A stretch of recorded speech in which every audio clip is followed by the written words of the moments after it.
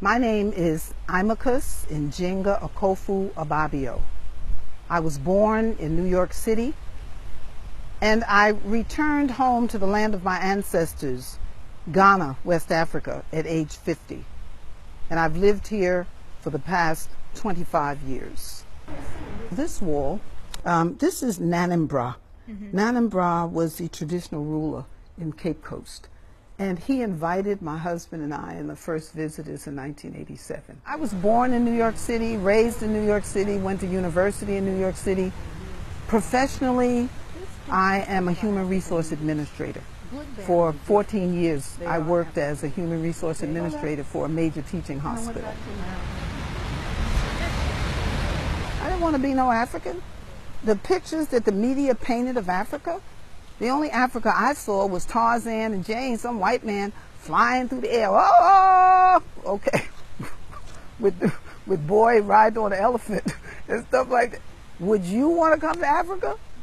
Nobody's wearing clothes? No. I didn't want to come to Africa at all. Because there was nothing good that was told to us about Africa. Nothing. I came here and saw a different kind of Africa.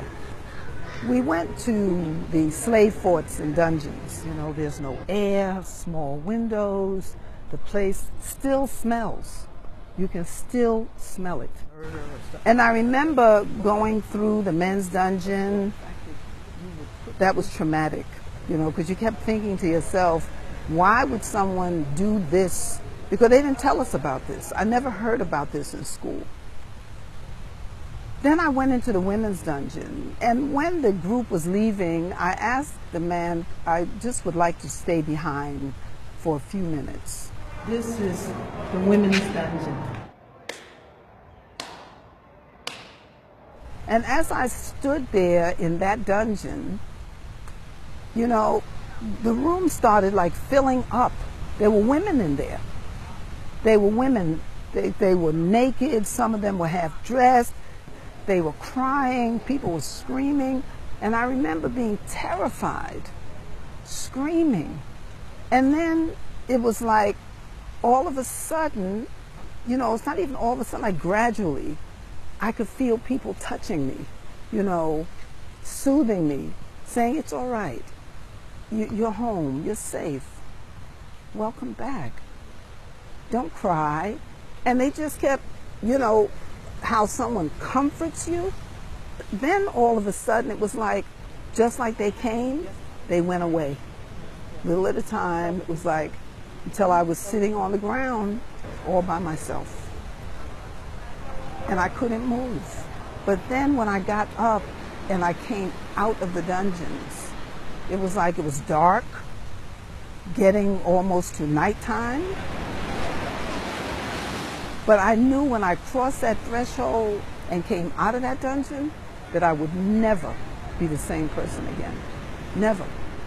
And I knew then that Africa, Ghana, was going to be my home. And in 1990, we moved. We packed up everything. We sold everything that we could sell. All we couldn't sell, we gave away. All we couldn't give away, we threw away. And we just packed up a few things, like my books and things like that, and we came to Africa. They thought we were mad. Even today, people think you're crazy when you say you're coming to Africa. If you say you're going to Paris, they go, oh, bring me some perfume, it's so wonderful. But when you say you're going to Africa, they would ask, why would you leave America to come here to suffer? I said, really? This is suffering?